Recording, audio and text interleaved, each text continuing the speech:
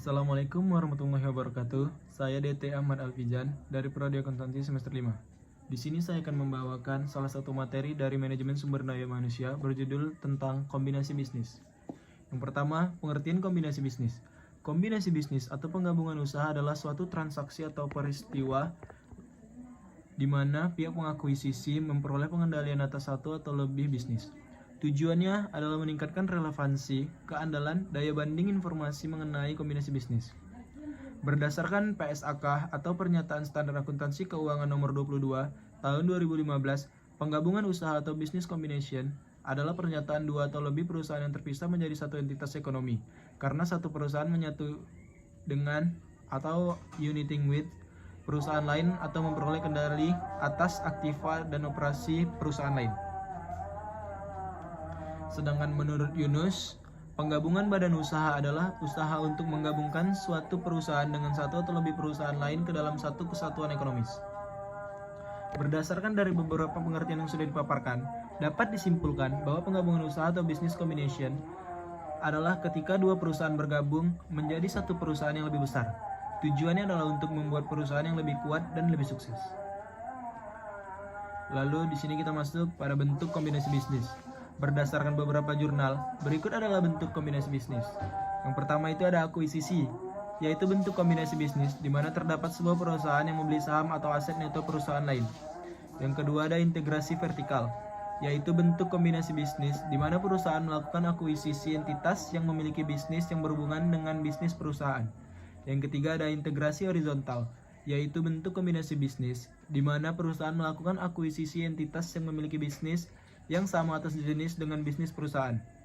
Lalu yang keempat ada konglomerasi, yaitu bentuk kombinasi bisnis di mana perusahaan melakukan akuisisi entitas yang memiliki bisnis yang tidak terhubung dengan bisnis perusahaan.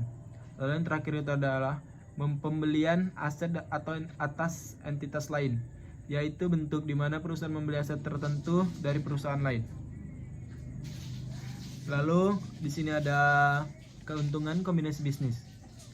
Meningkatkan keandalan, relevansi, dan daya banding perusahaan, meningkatkan efisiensi dan produktivitas, meningkatkan keuntungan bisnis, meningkatkan citra perusahaan, meningkatkan kemampuan perusahaan untuk menarik pelanggan baru dan mempertahankan pelanggan yang sudah ada, meningkatkan kemampuan perusahaan untuk menjual produk yang dimiliki, dan yang terakhir meningkatkan kemampuan perusahaan untuk menyelesaikan masalah dengan cepat.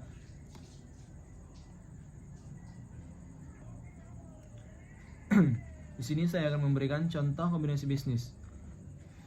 Yang pertama itu ada Indofood CBP, Sukses Makmur Tbk mengakuisisi PT Pepsi Cola Indo Beverage, produsen minuman Pepsi.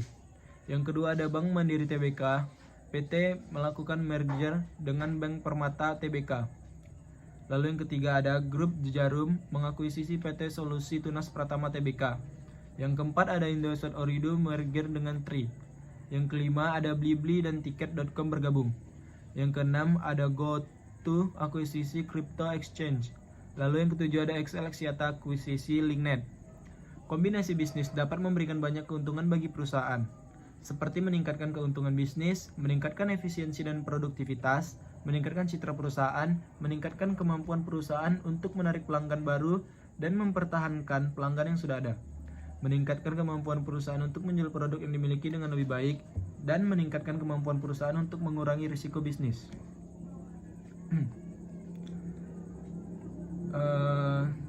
Untuk menambah pengetahuan, merger adalah apabila suatu perusahaan mengambil alih operasi suatu entitas bisnis lain dengan entitas bisnis tersebut, kemudian dilebur menjadi satu dengan perusahaan yang mengambil alih.